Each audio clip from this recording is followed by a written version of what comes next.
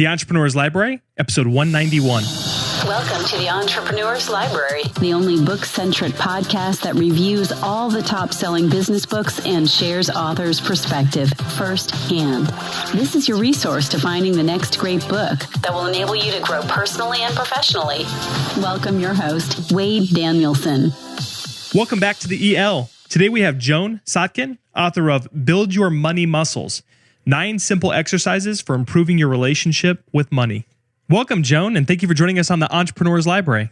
It's great to be here. Thanks for having me. Absolutely. Before we take a deep dive into your book, Build Your Money Muscles, will you take just a moment to introduce yourself? Tell us just a little bit about you personally.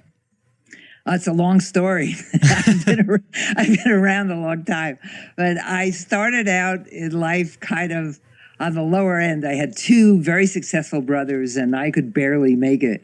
I was sick physically, emotionally, financially, and it's been a journey. And during that journey, I love to share what I learn along the way. And I've been on the internet since 1995, sharing what I'm learning along the way. And I've reached the point where I'm really happy with what I've learned and how I've changed. No, that's fantastic. And thank you for sharing that. I think what we want to do now is jump into your book, and we can revisit some of that stuff as well. But let's jump into Build Your Money Muscles, 9 Simple Exercises for Improving Your Relationship with Money, which was made available back November 2005. And Joan, we're going to move quickly, but our whole goal here today is really to cover those top questions that our listener and our future reader would like to get answered. And the first one is, what was the inspiration behind writing Build Your Money Muscles? Well, as I said, I really like sharing what I've learned. And I saw that a lot of financial books were either heavy on the mindset piece and how to change your thoughts and your beliefs, or it was a little esoteric, or it was very hardcore, how to count your money and how to manage cash flow. And I wanted something that combined both, because that's what I saw had to be done. And what would you say? I mean, entrepreneurs are inundated with books now, these days, over 150, 200 per month. So what makes your book different from others regarding the same or similar topic? Well, there's nothing quite like it because of the depth that I go into about emotions and money. And it's a quick read. It takes a couple hours to read the book. It might take a year to do because it's all action-oriented stuff. But it's very practical and really helps a person get in touch with themselves, not just their money. Joan, this is kind of an awkward question, but I guess, how do you suggest the reader engage with your book? Is this one that they can jump in and jump out based on the information that they need at that time? Or did you really design it to be read from front to back? No, absolutely not. It's a good idea to read it through, to read like the introductions to each of the exercises to get the basic theory, and then to go back as you feel to do it. A lot of people have told me that when they get up to exercise 3, which is the one that puts together emotional patterns and financial themes, that it gets a little uncomfortable because it's hitting really home. So they'll put it aside for a while and go back to it months or even a year later and finally go through it. So the way I see it being used is that people use it as they want to. There's no one way to do it. So, Joan, what are my favorite part of the entire interview? Really the meat and potatoes, the part that's going to let that future reader know exactly what they can get out of your book. So we know the purpose, a little bit of the background behind it. So now will you take the next couple minutes and give us a great idea of what we can get out of reading your book? All right. If you read the book and do the exercises, I can promise you that your ideas about money and yourself are going to change and improve, because your money is really an extension of who you are. And if you want to change your money, there's an awful lot that has to change internally. So the way the book is structured, it's 2 parts. The first is preparation for financial change. The second part is working towards a new financial identity. And you can't just dive in and expect to change your life very quickly and dramatically and not have resistance, because people are resistant to change. So exercise 1 is conditioning yourself for change. I introduced the concept of the moving stupids. You know, when you move from one house to another, you really want to be in the new house, but you get really stupid.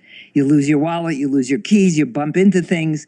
And so the idea is to be able to recognize the discomfort that comes with change so you don't give up and walk backwards.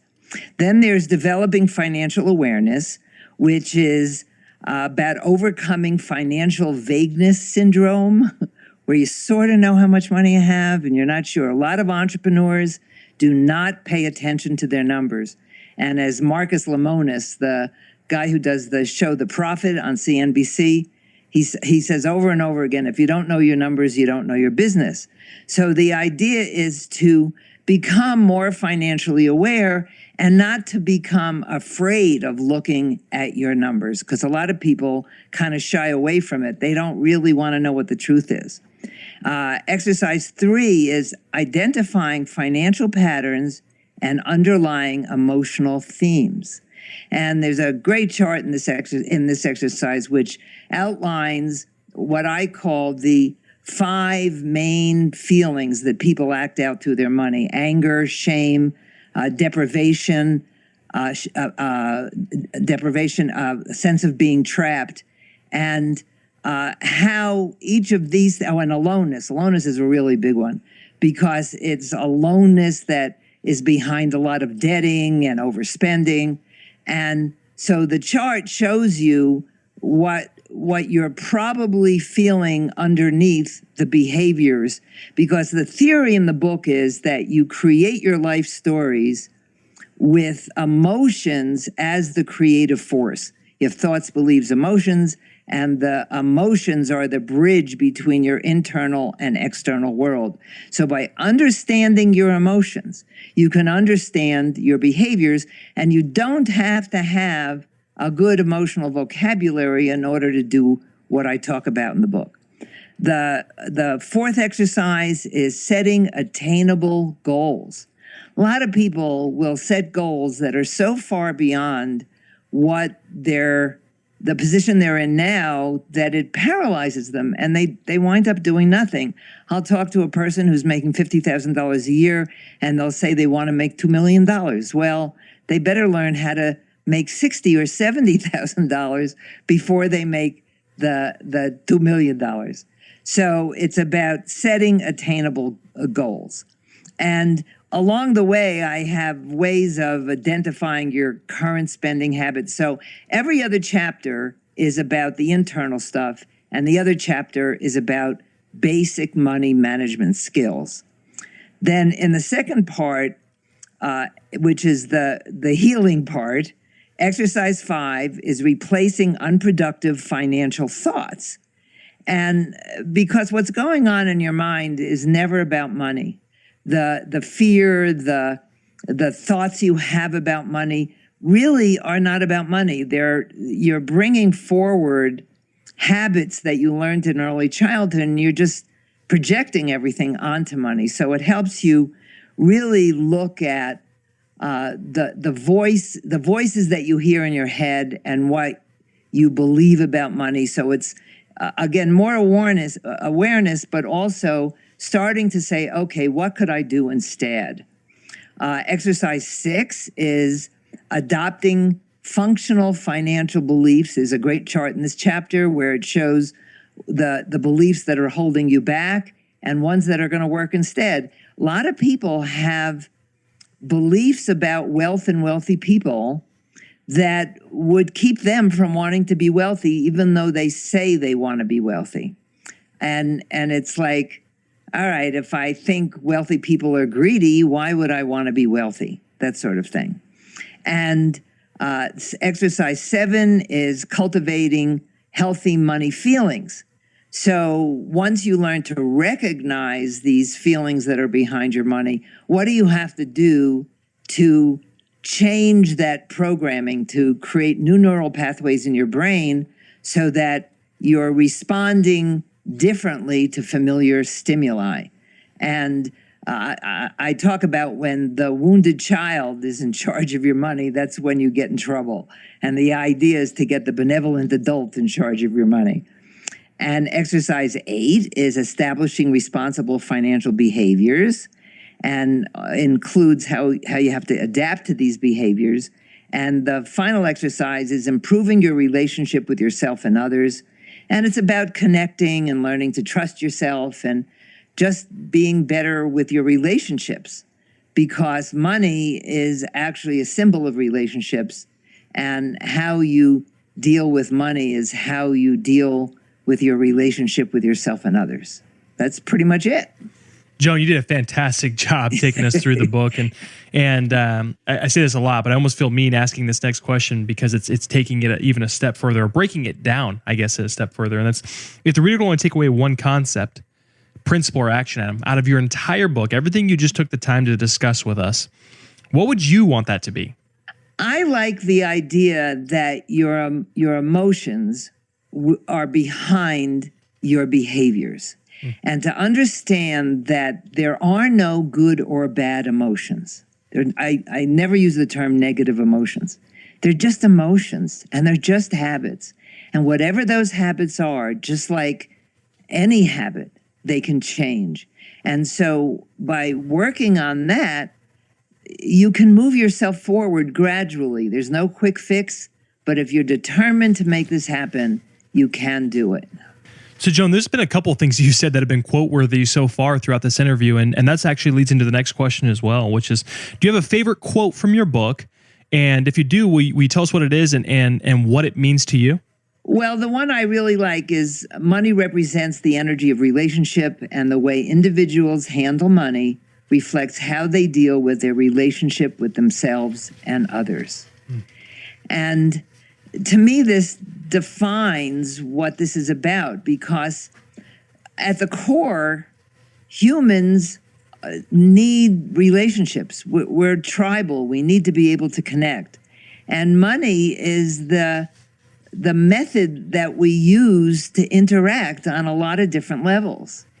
And so learning to deal with yourself vis-a-vis money really helps you interact better with the world and can lead to lasting success. So many entrepreneurs, their money goes up and down and up and down. And the idea is to be able to understand your relationship with money and yourself, so you can avoid the ups and downs and just live in a somewhat more satisfied place. Joan, there's no doubt that this is an extremely powerful topic. Like you and I were kind of discussing beforehand off the air, which was, how the emotions can, for finances, for health, for so many different things. What a powerful message, and I can't wait for more people for it to resonate with them. And leads into our last question, what is another book you could recommend? Not any book, but a book that really helped change your mindset, create a paradigm shift or a lifestyle shift. And could you recommend that to our audience? Well, I got on this path a long time ago. I've been on the personal growth and development path for over 40 years. And one of the first books that did it for me was Be Here Now by Baba Ram Dass. The equivalent book in today's world is The Power of Now by Eckhart Tolle. And I have a pretty strong spiritual background. At one point, I actually gave away everything I owned and went wandering, and that's a story in itself, and the book I'm working on now. And to me, it was understanding that the world within is more important, from my point of view, than the world without. And when we can really embrace that world within, is when we can find the real joy that we're looking for. That's excellent. Thank you. That's, I think, the first time we've had that book recommended. And Be Here Now, what was the author again? Baba Ram Dass. He was one of the guys who, along with Timothy Leary, developed LSD. And his original name was Richard Alpert. And he became this New Age guru who called himself Baba Ram Dass. Very wise, wise man. Wow. That's an incredible story. So Joan, before we depart, can you recommend the best way for our listeners to not only get more information on you, but also get more information on your book, Build Your Money Muscles? Well, everything starts at prosperityplace.com. That's where they can find my podcast, The Prosperity Show, and lots of free material. And it's pretty much all centered at prosperityplace.com. Perfect. Well, Joan, thank you so much for coming on and sharing your book with us. My pleasure. I love doing this. Thanks again for listening in today. If you'd like more information on Joan or her book, Build Your Money Muscles, check out the show notes at the elpodcast.com and visit that same page and become a VIP for the opportunity to win her book, Build Your Money Muscles.